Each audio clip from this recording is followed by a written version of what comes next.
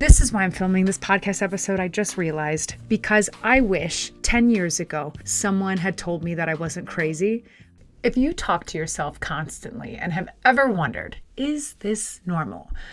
Well, I could finish this podcast episode in the next 15 seconds by saying 100% yes. You're not losing it. This is a really common regulatory tool that many of us humans utilize. But what I find interesting is that you asked if it's normal, which means that there's a question about whether your voice is inside is happening too much, or maybe you don't like the tone of the voice that's happening. And I've been there too. So I'd like to dive into that so we can get more information, better understand it, and maybe we can even create more of a life that feels really good to us. 1, 2, whoo! Welcome to Authenticity Lab. This podcast is for when you're feeling a little off in life and you want to feel more like yourself. I'm Dr. Kelsey Miles. I'm a musician, a songwriter, and a chemistry professor. I teach you how to think like a scientist and create like an artist, because building a life that actually feels like yours requires both logic and also a connection with yourself. This Season 3 is all about the questions that we don't often say out loud, or the ones that we, at night, search on the internet to see if anyone else feels this way. Today's question is it normal to talk to yourself? Now, I've already answered this, but the real underlying question behind that is my inner voice, is anything kind of off about it? That's what I hear within that question. Kind of like am I okay? Yes, you're okay. And we're going to better understand it so that way we can really work with that inner dialogue and better understand ourselves. When you ask that question, or whenever I've asked that question in my life, it's usually because my inner voice is saying things that are kind of scary, or saying things that I'm like, ooh, I didn't know I thought that way. Or do I really think that? Or, I'm really being mean to myself. Or, I'm really judging that other person. And that's when we really start to question our inner voice. And it doesn't mean anything's wrong with you or that you're broken. It just means there's something happening where your brain is trying to predict and protect. Our brains are meant to create certainty immediately, because uncertainty, things we aren't sure about, feel uncomfortable, and our brains do a great job of trying to make us feel comfortable. So often we'll have this inner voice because it will tell us something that makes us feel calm. That's why we jump to judgments, black and white thinking. That's where it comes from. It doesn't mean anything's wrong. It's just trying to create some certainty when you're not feeling certain. But what's underneath that? That's really where you start to learn more about yourself. It's the nuances, not the black and white. It's the gray area. Now, clearly, there are some voices that we don't need to talk too much about. You've got the narrator, like right before you leave, let's say for work, and you go, okay, phone, wallet, keys. Or you say it inside of your head. That's just narrating what's going on. Super common. There's no emotion really tied with that. You also have another voice that can be coach-like. Have you ever been working on a project and kind of felt a voice that says, okay, just keep going, you're almost done? Or you're writing an email you don't want to write, it's taking you forever. You're just like, keep going, that's a coach voice. And we all love those voices. But there's another voice that comes in that is not as nice. And I think that's the one that we should talk about today. It's protecting you, but it feels like a judge. And it is not a nice judge sometimes. And some of our judges or protectors, whatever you'd like to call this voice, can sometimes be really mean. Things like, are you going to wear that? Oh my God, I look really fat today. They are judging me for what I'm doing right now. No one likes this idea. Why am I saying it out loud? You ever had those thoughts? I have them all the time. There's a lyric from my song Fool that has this judgmental voice. Let me read you the lyrics. It says, I was a fool when it began. I was a fool to let you in. I was a fool to think you felt the same. Oof. Do you notice how many times I said fool? That word fool, me calling myself a fool, is judgment. I wasn't narrating what was happening. I wasn't coaching myself either. I was straight up judging myself. Now, that voice doesn't mean I identify as a fool, but it can feel like that. That voice is just telling me I'm processing disappointment. I'm processing something that's happened in my life where I had an expectation and it wasn't met. Sometimes when we judge ourselves, we start to pick this narrative that's going on in our head up as if it's truth, as if I really was a fool. And that's not true. It was just a thought I had about the circumstances at the time. Our brains, on top of liking to create certainty within it, also likes to predict things, because if it can predict what will happen, then we can feel certain about it. In many chemical reactions, if a system gets disturbed, it will try to approach equilibrium. And that's kind of what that self-talk is doing here as well. It's not instability, it's just our system trying to create stability. Now I'm going to read this post that I found on Reddit talking about an inner voice, and I want you to notice the judgment that starts to come up within this inner voice. This is not the narrator and this is not the coach that's showing up. Cruel internal voice that relentlessly criticizes anything I think or do. Does anyone else struggle with this? Like if I go visit my parents, the voice says, you're 26 and you want mommy and daddy. Pathetic. If I don't go, then it's like, congratulations. Do you feel like a big kid now? Wow, you can't do anything, no matter what you choose. Let's keep reading. When I was working, it found a way to tell me whatever job I had was pathetic, or that I was pathetic to be proud of myself for a job I actually liked. As I ease my way back into working after an especially bad depressive episode, that voice laughs at any small step I take. Whether it's waking up early or doing one freelance job, taking on a student, little steps that feel manageable, that voice is laughing at me like, oh, you want a standing ovation every time you do the dishes? It's out of line with my own beliefs about work and value, but it completely takes over. Like it has the microphone and I can't think of anything else. And I'm becoming so weepy and panicky. I want to be able to rest, to do anything without this voice.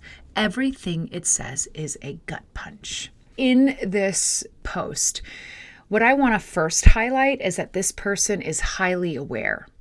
I think it's really scary to call out what's actually happening in our heads. And to me, this also means that because you can call it out and be aware, that means you also have the skills to get on the other side of it. Anytime you can separate the voice in your head from your own identity, that helps you understand that it's simply a voice that was put in there through circumstances, usually outside of yourself. This is the voice that's trying to stabilize you, even though we can clearly recognize this is not creating stability. But check this out. If you've had situations in your life that have not worked out, when your brain wants to predict something, it wants certainty. One of the easiest ways to predict certainty is to judge something and then to sometimes be mean about it, to not celebrate something. Because if you've had enough experiences in your life where bad things have happened, it becomes comforting to consider or to judge anything good and say it's probably bad. Because that's where you feel comfortable, because you've had a lot of not great things happen. So let's read some of the advice, and then I'm going to tell you a little bit about my own way to combat this judgmental voice, something that really worked for me. And then we're going to talk about a small experiment you can run to work with this. Someone wrote, yeah, and it's really hard to overcome alone. They said it's a symptom of depression more than anything. And I want to pause right here. It can be helpful sometimes to get diagnosis about what's going on with your mental health. Diagnosis aside, this is still something you can better understand, and a diagnosis alone doesn't help you deal with it. This person suggests, one thing I'll say, keeping yourself and your mind as busy as possible can help. This advice will create avoidance. I've done it before. If you keep yourself really, really busy to avoid the mean voice in your head, it's not going to go away. It's just that you're too busy to hear it. Here's another one. You probably know this, but you can just go tell that voice to F itself. Wow, that will work for the short term until you are under-resourced. You're tired, you haven't eaten, and then something goes wrong, and then a tsunami hits you and you can't function. That's what we don't want. What if when that voice shows up, you realize you're headed in the right direction, a path that feels good to you, and that the only reason the voice shows up is because you haven't gone down that path before? What if that voice could be a signal to you of when you hear it, that you know that maybe you're sleep deprived, or you haven't eaten, or you need some water? What if that voice is a signal that can actually help you figure out your next right step? I want to give you a little reframe here. It's a learned pattern. That voice in your head creates certainty. It's a learned pattern, which means you can unlearn it and you can learn a different pattern. Okay, but we're not going to white knuckle it. We're not just going to cut it off from ourselves. Anytime you cut something of yourself off, you actually are missing very important data about yourself. There's a reason that voice showed up. It's a coping skill, and it used to be useful. And now you're noticing it's not useful anymore. You don't want it anymore. So we need to put a new voice in there, a new one. Let me tell you something that I did that really changed the way I have a relationship with that voice inside my head. I decided that I needed a coach because I had the judge. I had the one that was tearing me down all the time. And I'm telling you about little stuff. Like if I spilled this water, I've got a water in a mug if you're just listening to the audio.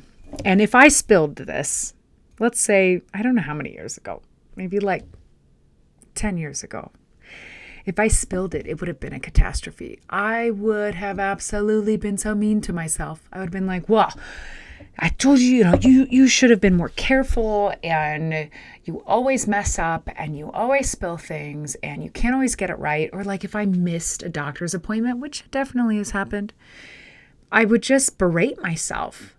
And that inner voice, what it was trying to do for me, that I realized when I really sat down with it, it was so mean to me. But the reason it was because it wanted to create some certainty in moments when things weren't certain, because I would miss an appointment or I would be late to something. Oh, I would spend so much energy when I was late to something. Insert this. This is what worked for me. I started to say the words, "It's okay." I know that sounds really simple, but I would say it, I think, at least 100 times a day. Anytime anything triggered me emotionally, where that inner voice would come in and I would talk to myself and talk down to myself, I would just start putting in a coach voice. It's okay. Everything's fine. It's okay. You'll figure it out. It's okay. Not a problem. We can handle this. We can do hard things. It's okay. I'm telling you, I just started to be relentless with this coach voice. And I can't tell you how crazy I thought I was, but dang it, it worked. This is why I'm filming this podcast episode, I just realized, because I wish 10 years ago when I started to say that to myself, I really wish someone had told me that I wasn't crazy. I just ran with it and I was like, I'm pretty sure I'm crazy, but this is the only way that's getting me through the day. So I just started saying, it's okay. And then guess what happened? As of today, I don't have to say that. I don't have to say that in my head anymore. It's become my knowing. I know I'm okay. I know I can do hard things. I know I can figure it out. So I actually don't actively have to have that coach mindset. But I did for years until I replaced that judgmental voice. And so I am not a professional. We know this by now. Hopefully, you know I'm not a therapist. I'm a scientist. I tell you how to think like a scientist and collect the data, and I'm an artist. So I teach you how to really express what's true for you. Those two together make you so powerful, because if you can be the observer of your life at the same time as checking in to see how it feels with yourself, that's where you make significant change. One truth I know is that the only person who really knows what's right for you is you. So I told you one thing that worked for me by inserting the words, it's okay, and inserting the coach. But you're going to have to figure out what that looks like to you. So this is what I'm going to invite you to do next. I have a framework called Calibrate, Experiment, Optimize.